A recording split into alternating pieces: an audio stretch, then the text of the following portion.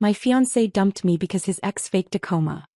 His mother yelled, "Stay single if you don't respect love." So I disappeared without a word. Recently they found me standing speechless outside a grand Venice cathedral, where I was walking down the aisle, marrying his ex's younger millionaire brother who worshipped me. Stay single if you don't respect love. Natalie's voice echoed through the empty restaurant, her words slicing through me like the chef's knife I'd wielded for years. But it wasn't directed at me. It was aimed at her son, my ex-fiancé, who stood with his head bowed, unable to meet anyone's eyes after what he'd done.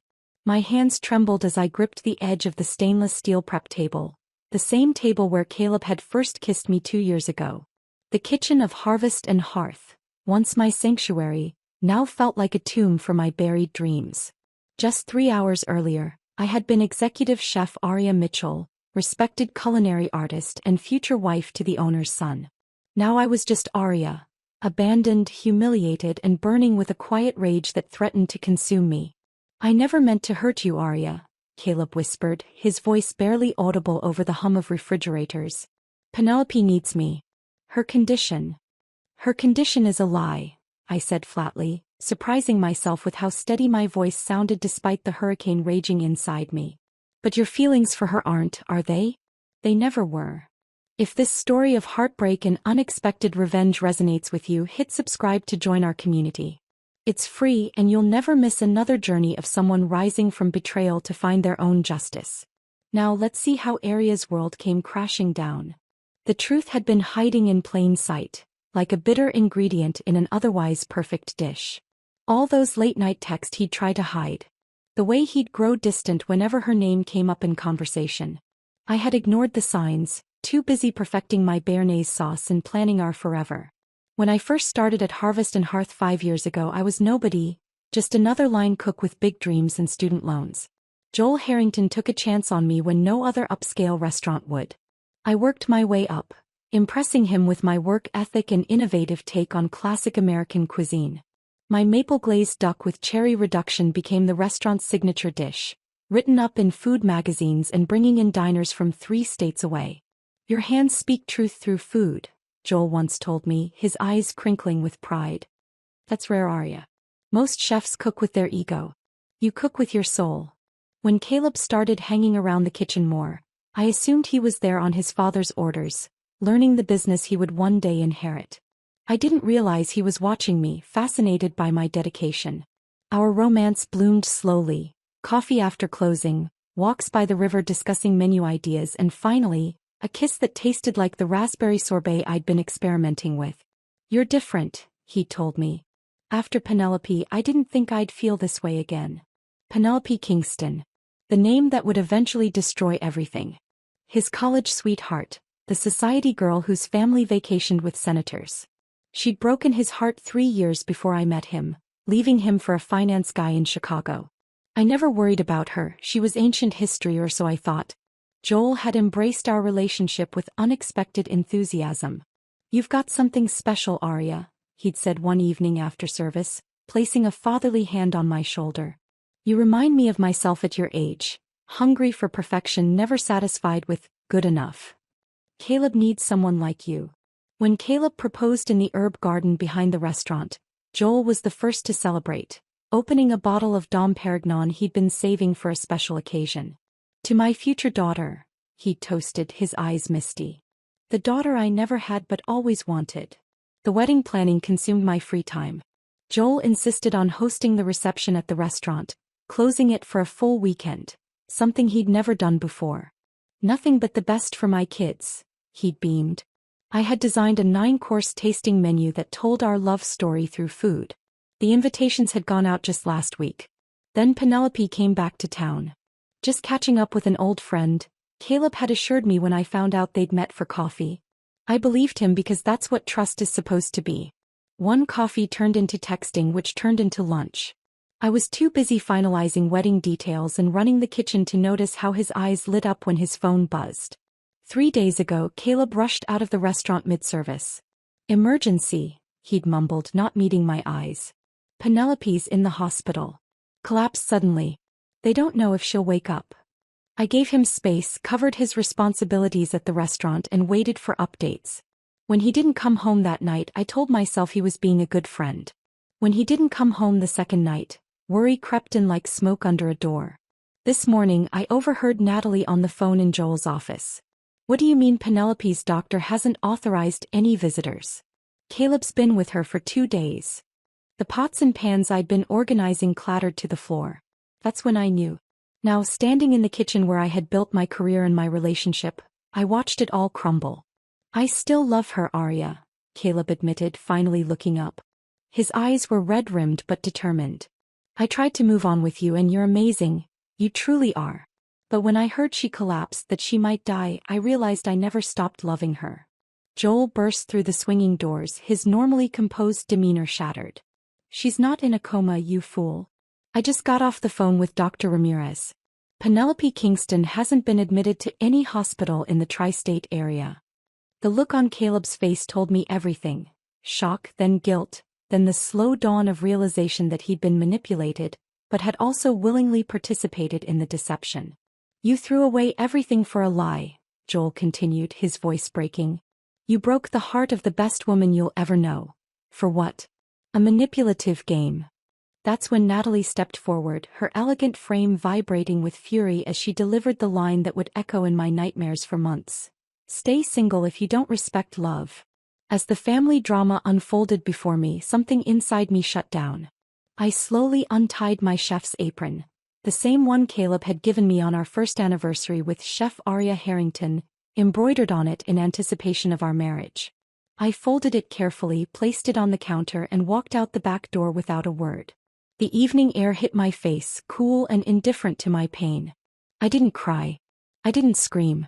Instead, I felt something hardening inside me, a resolve crystallizing from the molten ruins of my shattered dreams. They wouldn't see me break. They wouldn't see me beg. And soon they wouldn't see me at all. I walked aimlessly through the darkening streets, the restaurant growing smaller behind me. My apartment wasn't home anymore. It was filled with Caleb's things, our shared dreams, wedding catalogs. I checked into a modest hotel downtown, paid cash, and collapsed onto the bed, still wearing my chef's pants and t-shirt that smelled of rosemary and betrayal. Meanwhile, across town, Joel Harrington was about to uncover the full extent of his son's deception. Joel had always prided himself on his connections. In a town like ours, relationships were currency, and Joel had built his restaurant empire on knowing the right people. Dr. Marcus Ramirez happened to be one of those people. The chief of neurology at Memorial Hospital and a regular at Harvest and Hearth for Tuesday night dinners. "Joel, I'm telling you, we have no patient by that name," Dr. Ramirez insisted over the phone. "I've checked with every hospital in the area. Nobody has admitted a Penelope Kingston for any condition, let alone a coma." Joel's grip tightened on his oak desk, the same desk where he drafted the menu for his first restaurant 30 years ago. "Marcus, are you absolutely certain?" "I've been practicing medicine for 25 years, Joel. I think I know how to check hospital records." After hanging up, Joel sat in silence, the weight of what this meant sinking into his bones. His son, his only son, had thrown away a relationship with an exceptional woman for a lie. Or worse, had been complicit in that lie. The morning after I left, Joel called an emergency family meeting at his home. The tension in the living room was thick enough to cut with a knife as Caleb, Natalie, and Kennedy gathered, unaware of the storm about to break. "Dad, what's this about?" Kennedy asked, tucking her legs underneath her on the leather sofa. At 28, Kennedy was the practical one, the business major who helped manage the restaurant's finances while her brother charmed the guests. Joel didn't answer immediately. He poured himself 2 fingers of scotch despite it being only 10 a.m. "Caleb, I want you to tell me again about Penelope's condition." Caleb shifted uncomfortably. She's stable but still unresponsive. The doctors aren't sure when she'll wake up." "At which hospital?" "Memorial." "Why are you—" "That's interesting," Joel interrupted, swirling his scotch, "because I spoke with Dr. Ramirez last night. He assures me that not only is Penelope Kingston not a patient at Memorial, but she hasn't been admitted to any hospital in the tri-state area." The color drained from Caleb's face. Kennedy gasped softly. "Would you care to explain why you've destroyed your engagement to an extraordinary woman over a fabricated medical emergency?" It's not what you think, Caleb stammered. Then what is it? Natalie interjected, her voice dangerously calm. Because from where I'm sitting, it looks like you've either been duped like a fool or you're lying to all of us. The truth spilled out in fragments. Penelope had returned to town claiming she'd made a terrible mistake leaving him. When Caleb didn't immediately fall back into her arms, she orchestrated the fake emergency. Yes, Caleb had realized the truth within hours of rushing to her side, but by then old feelings had resurfaced. They'd spent those 2 days in her lake house, rekindling what they'd once had. And Arya? Joel demanded. Did you spare even a thought for her while you were rekindling? Caleb had the decency to look ashamed. I didn't plan for any of this to happen. I truly cared for Arya, but with Penelope. Stop, Natalie held up her hand. Don't you dare try to justify this. Love isn't something you discard when something shinier comes along. It's a commitment, a choice you make every day. Mom, you don't understand. Stay single if you don't respect love. Natalie's words cut through the room like a whip. If this is how you honor commitment, then you have no business making promises to anyone. Kennedy, who had remained silent until now, looked at her brother with disappointment. Arya deserved better.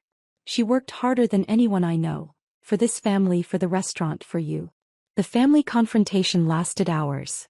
By afternoon, Joel had come to a decision that would alter the family dynamic forever. He called his lawyer from his study while the others waited in tense silence. Richard, I need to make changes to my will and the restaurant ownership structure. Immediately. His voice was flat but determined. The amended documents arrived by courier the next morning. The family gathered once more as Joel outlined the changes. Kennedy would now inherit 75% of the Harrington Restaurant Group, with Caleb receiving only a 25% share, a complete reversal of the previous arrangement. Dad, you can't be serious, Caleb protested. The restaurants were supposed to be mine. We've talked about this my whole life. And I always assumed you'd be the man I raised you to be, Joel replied coldly. Kennedy has shown the judgment and integrity this business requires. You have not. Kennedy looked torn between vindication and sympathy for her brother.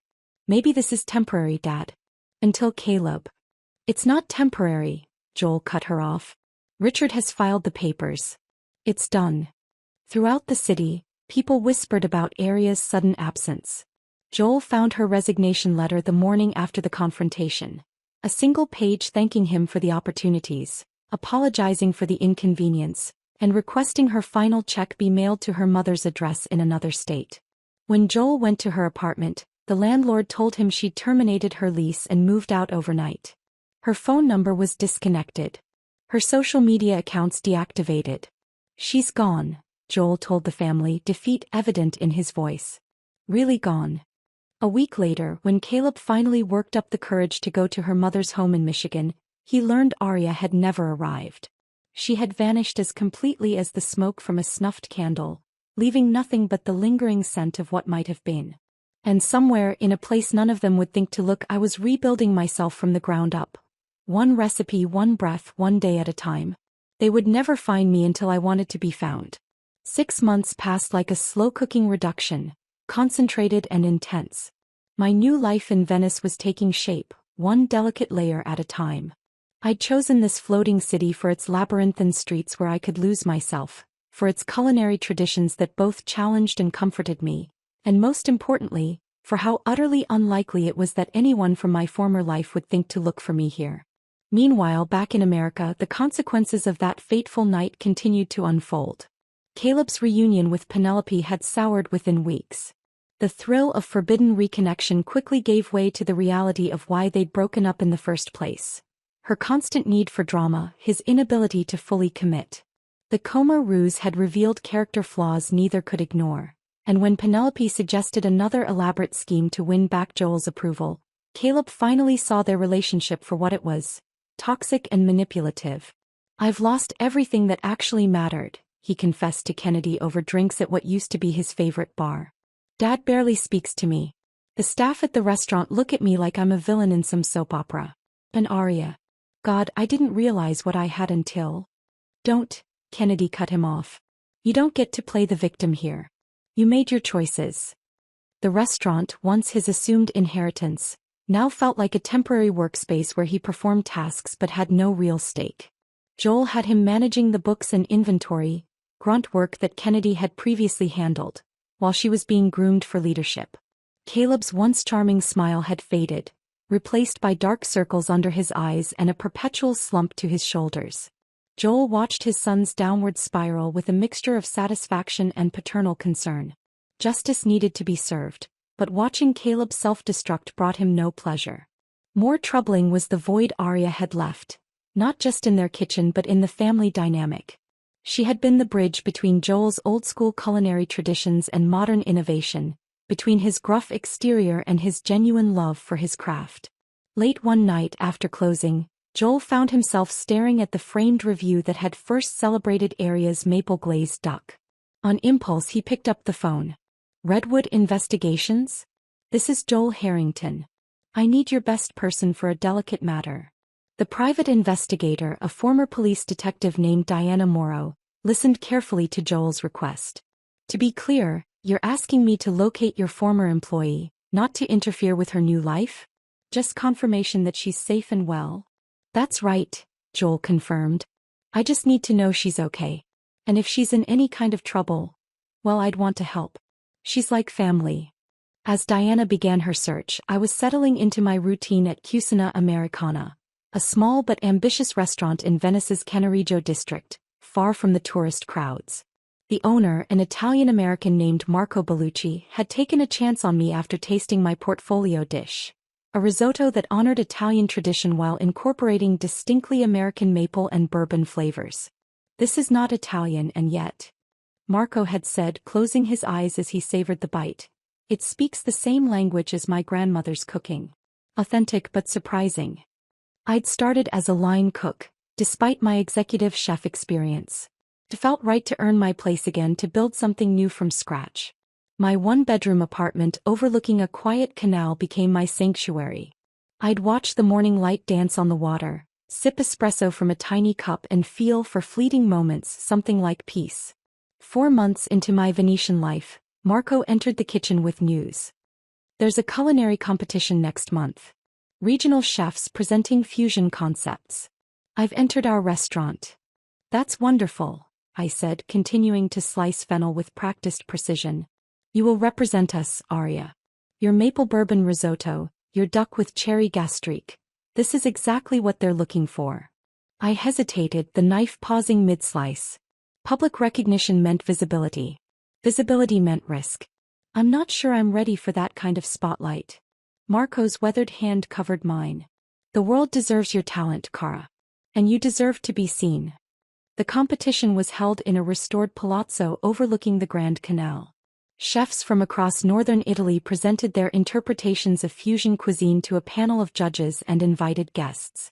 I worked in focused silence, the familiar rhythms of cooking centering me as I prepared my signature dish. "Your technique is impressive," said a voice beside me as I plated my final presentation. "American." I looked up to find myself staring into warm hazel eyes. He was tall, with dark hair swept casually to one side and a smile that seemed genuinely curious rather than competitive. "Pie technique or me?" I asked, surprised by my own willingness to engage.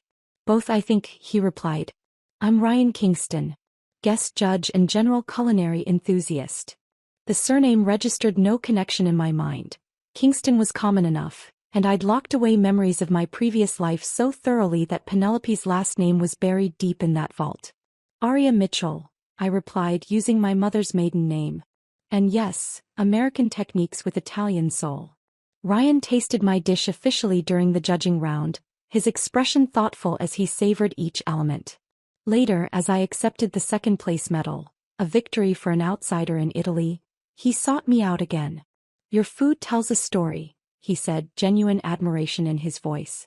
"Mind sharing what inspired the bourbon notes in the risotto?" Something about his direct gaze and unassuming manner disarmed me. We talked for hours at a cafe afterward about food philosophy, culinary memories, and the intimate connection between emotion and flavor. Not once did he mention his wealth or status, though I would later learn he owned one of Italy's most successful food import companies. Our first date wasn't planned as such. He invited me to a small producer's market to taste rare olive oils, and the day somehow extended into evening. Our second date was at my suggestion, teaching him to make proper biscuits and gravy in my tiny apartment kitchen, both of us laughing as flour dusted every surface. For the first time since leaving America, I felt the tight bands around my heart loosening. Ryan valued authenticity, in food and in life. His passion matched my own and his respect for my boundaries never wavered. When I deflected questions about my past, he focused on my present and future instead. "Whatever brought you to Venice," he said one evening as we walked along a moonlit canal, "I'm selfishly grateful for it." I couldn't have known then how our separate pasts were connected by invisible threads, or how those threads would eventually pull tight, drawing together lives once thought forever separated by betrayal and ocean waters. 8 months into my relationship with Ryan, I had almost forgotten what it felt like to look over my shoulder. The woman who stared back at me from Venice's countless reflective surfaces was someone new. Executive chef Aria Mitchell of Cucina Americana, recently featured in European culinary magazines, half of a couple that local restaurateurs referred to as perfect pairing. My life had transformed from the ashes of betrayal into something unexpectedly beautiful. Meanwhile, across the Atlantic, Diana Morrow sat across from Joel in his office, sliding a manila folder across his mahogany desk. "I found her," she said simply. It took longer than expected. She was careful about covering her tracks. Joel hesitated before opening the folder, as if afraid of what he might find. "Is she all right?" Diana's expression softened. "More than all right. She's thriving." The folder contained photos of me in Chef White's outside a charming restaurant, receiving an award at a regional competition, and walking hand in hand with a tall, dark-haired man along a Venetian canal. My smile in the photographs was genuine, something Joel hadn't seen in the final weeks before I'd left. "Venice," Joel murmured, studying the images. "Of all places." "She's built quite a reputation there," Diana continued. "Executive chef position, culinary awards, mentions in European food publications." Joel nodded slowly, feeling a complex mixture of pride and loss. "Thank you, Diana. That's all I needed to know." But fate had other plans. That same evening, Joel received a call from an Italian business associate seeking American distribution for a specialty food product line. The associate mentioned the upcoming wedding of his friend's son, Ryan Kingston. Perhaps you've heard of Kingston Imports? A magnificent ceremony planned at the Cathedral of San Marco next month. Joel might have thought nothing of it except for the timing, and the nagging feeling that he'd heard the Kingston name before. When he mentioned it casually to Caleb the next day, his son's face drained of color. "Kingston? As in Penelope Kingston?" Within hours, what had been intended as merely confirmation of my well-being transformed into airline reservations and hotel bookings. Joel convinced himself that they should attend to offer congratulations in person, a thin justification that barely concealed his deeper motives. Natalie and Kennedy agreed to come, partly out of curiosity, partly to keep Joel and Caleb from making a scene. Caleb was the most reluctant. "This is insane," he protested as they packed. "We can't just crash her life after all this time. What if she doesn't want to see us?" "Then we'll respect that and leave," Joel answered firmly. "But I need to know she's truly happy. I need closure." What none of them knew was that 2 nights before their flight departed, Ryan had taken me to Cucina Americana after hours. The restaurant was transformed, candles glowing on every surface, white roses and sprigs of rosemary adorning the tables. "What's all this?" I asked, taking in the romantic scene. Ryan guided me to the center of the room where we'd first met during that culinary competition. He took both my hands in his. "This is where I first tasted your risotto and knew I was in trouble," he said with a tender smile. "Because I realized food could make me feel things I'd never felt before. And then I got to know the chef behind the food." He dropped to one knee, producing a vintage ring box. Inside was not the ostentatious diamond I might have expected from a man of his wealth, but a delicate emerald surrounded by tiny pearls, elegant, unique, and perfectly suited to my taste. "Aria Mitchell, you've transformed not just flavor profiles but my entire life. Will you marry me?" Tears blurred my vision as I whispered, "Yes." The wedding preparations moved quickly. Ryan's family had connections throughout Venice, opening doors to venues that would normally be booked years in advance. When he suggested the historic Cathedral of San Marco, I hesitated, remembering my abandoned wedding plans back home. But the grandeur and history of the cathedral felt right somehow, as if getting married in such a timeless place might bless our union with permanence. I never asked about Ryan's family beyond his parents, and he never pressed me about mine. We both carried our private histories, content to build our future without dwelling on the past. When he mentioned having a sister who was complicated, I nodded in understanding without requesting details. When I explained that my parents had passed years ago and I had no family to invite, he simply held me closer. The morning of our wedding dawned with that peculiar Venetian light that painters have tried to capture for centuries, golden, shimmering, almost otherworldly. As I prepared in a private room of the cathedral, fitting the final touches on my sleek, modern gown, I felt a strange sense of completion. The woman who had fled in the night, broken and nameless, was now walking confidently toward a future of her own choosing. Outside the cathedral, tourists mingled with arriving guests, many unaware that a wedding was about to take place. Among them stood 4 Americans, jet-lagged but determined, consulting a map of Venice. "This is it," Joel confirmed, looking up at the magnificent facade. "Cathedral of San Marco." "We should wait until after the ceremony," Kennedy suggested sensibly. "Approach her at the reception, somewhere private." But Caleb wasn't listening. His attention had been caught by a familiar face in the crowd, a woman with perfectly highlighted hair and designer sunglasses, looking impatient as she checked her watch repeatedly. "Penelope?" he called out before he could stop himself. She whirled around, her surprise quickly masked by a practiced smile. "Caleb, what on earth are you doing in Venice?" "We could ask you the same thing," Natalie replied coolly. Penelope removed her sunglasses with a flourish. "My brother's getting married today. I'm here as family obviously, though I barely know the bride. Some chef he met at a competition. Ryan always did have unusual taste." The pieces clicked together in Joel's mind with horrifying clarity. "This Ryan, he's your brother? And he's marrying a chef?" "Yes," Penelope answered, oblivious to the tension suddenly radiating from the group. "The ceremony starts in 20 minutes. I should really get inside." "What's the bride's name?" Caleb interrupted, his voice hoarse. Penelope shrugged. "Aria something. Mitchell, I think. Ryan's kept her pretty separate from the family, to be honest. They've only been together about a year." The color drained from 4 faces simultaneously as the cathedral bells began to toll, announcing the imminent ceremony. Without another word, they moved as one toward the massive doors, drawn by an invisible force stronger than propriety or reason. Inside, I stood just out of sight, clutching my bouquet of white roses and lavender, waiting for my cue. The cathedral's magnificent arches soared overhead, its ancient stones witness to countless vows over the centuries. As the music swelled, I took my first step forward, ready to begin the walk that would lead me to Ryan and our future.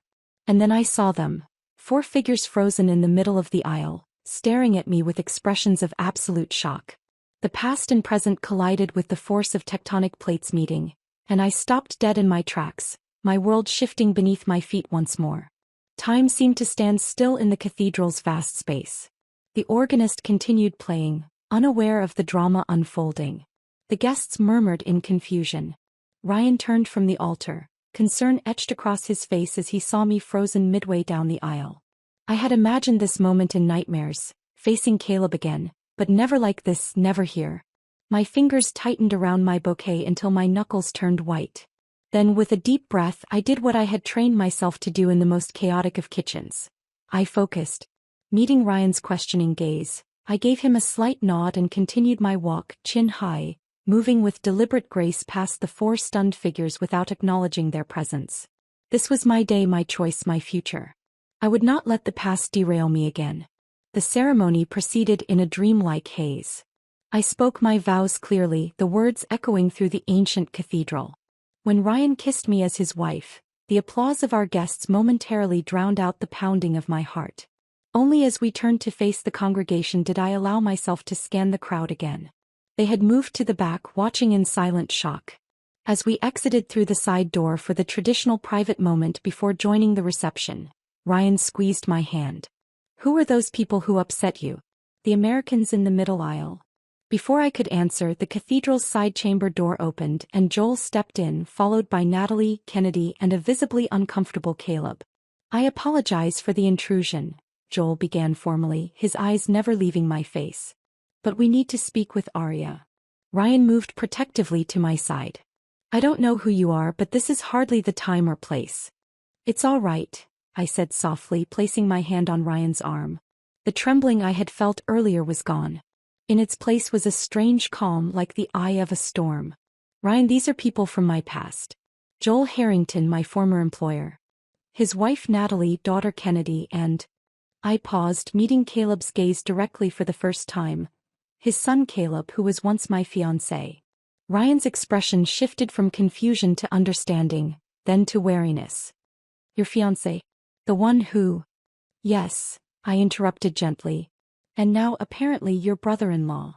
The door burst open again as Penelope rushed in, her face flushed with anger. Ryan, what is happening? Why did you marry her? Did you know who she is? Ryan stared at his sister. What are you talking about?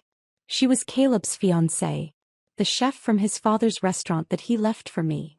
Penelope pointed at me accusingly. Did you do this on purpose? Is this some kind of revenge? The small chamber filled with a tense silence as everyone absorbed the tangled web of connections. I stepped forward, my wedding gown rustling softly against the ancient stone floor. I had no idea Ryan was your brother, Penelope, I said evenly. Just as I'm certain he had no idea about my history with Caleb. Ryan's grip on my hand tightened. I didn't. But it wouldn't have changed anything if I had known. Caleb stepped forward, his face a mask of conflicted emotions. Arya, I don't know what to say. When we found out where you were, that you were getting married, we never imagined that I would be marrying the brother of the woman you left me for. I finished for him, my voice steady despite the whirlwind of emotions inside me. Life has a strange way of coming full circle. Joel cleared his throat. We didn't come to cause trouble, Arya. When Diana, our investigator, found you, I just wanted to know you were okay. You disappeared so completely. I needed to, I replied simply. I needed to rebuild my life without any reminders of what happened. Kennedy approached cautiously. You've done amazingly well. We've read about your success here. A knot formed in my throat at her kind words. Of all the Harringtons, Kennedy had always been the most straightforward, the least complicated in her affections. Thank you, I managed. Natalie stepped forward next, elegant as ever, studying my face. You look happy, Arya. Truly happy. I am, I confirmed, meeting her gaze. Ryan sees me for who I am. He values what I value. The meaning behind my words wasn't lost on anyone. Caleb flinched visibly. Penelope scoffed, but Ryan pulled me closer, dropping a protective kiss on my temple. I'd like to understand, Ryan said quietly. The full story. From everyone. And so, in that small chamber of a grand cathedral in Venice on my wedding day, the tangled past unraveled. Caleb explained his weakness, his mistake in believing he still loved Penelope. Penelope reluctantly admitted to orchestrating the fake medical emergency that had been the catalyst for our broken engagement. Joel spoke of his disappointment, the changed will, the search to find me. And I shared my journey, the night I fled, the rebuilding of my career, and the chance meeting with Ryan that had led us here. When the full story emerged, Ryan turned to Penelope with newfound understanding. You manipulated Caleb, destroyed his engagement, and now you're angry that he's married to someone who makes him happy? This stops now, Penelope. No more games. Penelope opened her mouth to protest, but something in Ryan's expression made her reconsider. She left the chamber without another word, the click of her heels echoing against the stone. Joel approached me hesitantly. Arya, I can't undo what my son did, but I want you to know how proud I am of what you've accomplished. Your talent always deserved recognition. Thank you, Joel, I said sincerely. Your belief in me gave me the foundation to start over. When we finally emerged to join our reception, the strange intersection of past and present had shifted something fundamental. The weight I had carried for so long had lifted. Ryan and I celebrated with our guests, including the Harringtons, who kept a respectful distance but whose presence somehow completed a circle that needed closing. 6 months later, I invited them all, Joel, Natalie, Kennedy, Caleb, even Penelope, to a private dinner at Cucina Americana. Ryan stood beside me as I served each course, each dish telling part of my journey. The maple-glazed duck that had first earned Joel's respect, the risotto that had introduced me to Ryan, and for dessert, a new creation. A bitter chocolate tart with sweet cherry compote and delicate spun sugar. The bitter and the sweet, I explained as I presented the final course. Both necessary parts of a complete experience. As we dined together in a room that had once witnessed Ryan's proposal, the conversation flowed more easily than any of us might have expected. Caleb spoke of his new position managing a small farm-to-table restaurant, starting from scratch, earning respect rather than inheriting it. Penelope mentioned her therapy sessions, a hint of genuine self-awareness in her voice. Kennedy shared news of her pregnancy, the continuation of the Harrington legacy. And in that moment, watching these formerly fractured lives finding their separate paths toward healing, I realized that sometimes justice isn't about punishment or revenge. Sometimes it's about growth, forgiveness, and the grace to let your own happiness be your greatest triumph. If Aria's journey from heartbreak to triumph moved you, please hit subscribe to support our channel. Every subscription helps us share more stories of people who found happiness as their ultimate revenge. Thank you for being part of our storytelling family.